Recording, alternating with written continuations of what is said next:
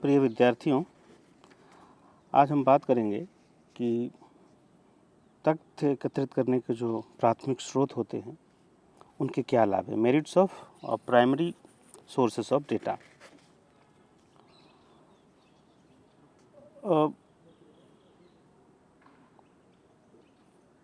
तथ्य संकलन के प्राथमिक स्रोतों के दो प्रकार होते हैं, हम जानते हैं, प्रत्यक्ष और अप्रत्यक्ष, और इन दोनों के ही अनेक लाभ हैं।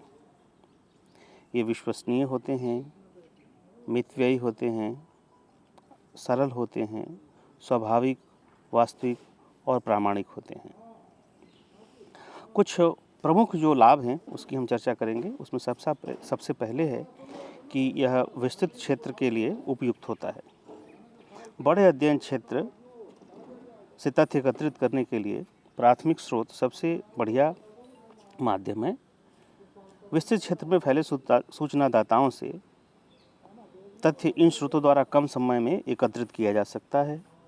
अप्रत्यक्ष स्रोतों द्वारा तो कितने ही व्यापक क्षेत्र में सूचनादाता फैले हों, आवश्यक तथ्य बहुत जल्दी और आसानी से प्राप्त किए जा सकते हैं।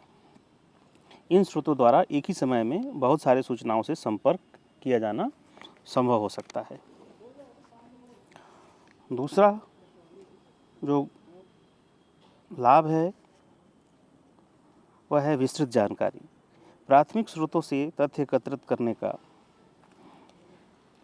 एक फायदा ये है कि अध्ययनकर्ता सूचनादाताओं से जो जानकारी प्राप्त करता है, साथ ही स्वयं भी उस घटना का क्षेत्र में अवलोकन करके अनेक जानकारियां प्राप्त कर लेता है। इस प्रकार शोध समस्या से संबंधित इन स्रोतों द्वारा विस्तृत जानकारी प्राप्त हो जाती है। तीसरा फायदा समय, धन एवं श्रम की बचत होती है। प्राथमिक स्रोतों द्वारा तथ्यों का संकलन करने में बहुत कम समय लगता है, धन भी कम व्यय होता है, प्रशिक्षित कार्यकर्ताओं की आवश्यकता भी कम पड़ती है और इनके द्वारा एक ही समय में व्यापक क्षेत्र के सभी सूचनादाताओं से एक ही समय में संपर्क करना संभव हो जाता है। चौथा जो फायदा है वह ये है कि अध्ययन में लचीलापन रहता है। प्राथमिक तथ्य संकलन की पद्धति में अनुसंधानकर्ता समस्या के अनुसार तथ्य एकत्रित करते समय प्रश्नों को जरूरत पड़ने पर बदलाव कर सकता है, अनुपयुक्त प्रश्नों को हटा सकता है, परिस्थितियों के अनुसार नए प्रश्न भी जोड़ सकता है। स्वयं अध्ययन के क्षेत्र में होने के कारण प्राथमिक स्रोतों का इस गुण के फलस्वरूप अधिकतम उपयोग होता है। इस प्रकार से शोधकर्ता आवश्यक सूचनाएं और तथ्य एकत्रित कर लेता है। इस दृष्टिकोण से जो ये लचीलापन इस स्रोत को बहुत महत्वपूर्ण बना देता है।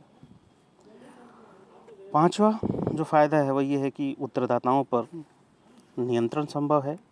शोधकर्ता अवलोकन, साक्षात्कार, अनुसूची और प्रश्नावली इनके द्वारा तथ्य एकत्र करने में सूचनादाताओं पर शोधकर्ता द्वारा नज़र रखी जा सकती है। तथ्य योजनाबद्ध रूप से एकत्रित किए जा सकते हैं।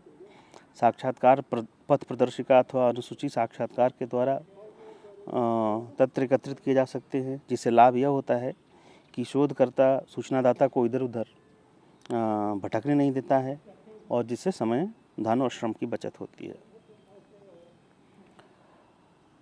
छठा फायदा ये है कि हम इसे गुप्त सूचनाओं का संकलन भी कर सकते हैं,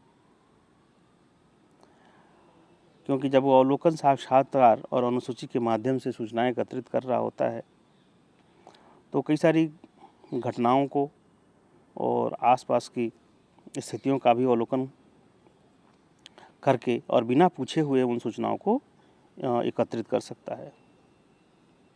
इसी प्रकार अवलोकन का जो एक प्रकार सहभागी अवलोकन है, उसमें भी आप सूचना उत्तरदाता को बिना बताए हुए समूह से संबंधित या उसकी क्रियाविधि से संबंधित बहुत सारी गुप्त सूचनाएं भी एकत्रित कर सकते हैं।